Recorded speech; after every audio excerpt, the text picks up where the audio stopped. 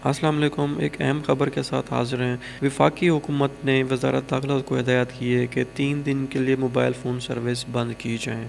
17, 18 और 19 दिसंबर को बंद रखने का कहा गया है। वज़ारत दाखिला ने इस हवाले से PTA को हिदायत भी जारी कर दी है। पुलिस राय के मुताबिक वज़ारत ख़ारजा ने 20 दिसंबर को इस्लामाबाद में आम ततील देने की सिफारिश भी कर दी है। छुट्टी का मकसद VVIP मूवमेंट के दौरान फुल प्रूफ सिक्योरिटी को मुमकिन बनाना है। ये मोबाइल फ़ोन सर्विस बंद की जाएंगे सिर्फ इस्लामाबाद में, और इस्लामाबाद में क्योंकि हो रही है OIC कॉन्फ्रेंस, और उस कॉन्फ्रेंस में VVIP मूवमेंट की वजह से ये मोबाइल सर्विस बंद की जाएंगी 3 दिन के लिए, जो कि 17, 18 और 19 दिसंबर को इस्लामाबाद में होंगी। मज़ीद अपडेट्स के लिए चैनल को सब्सक्राइब कर दें। बहुत शुक्रिया।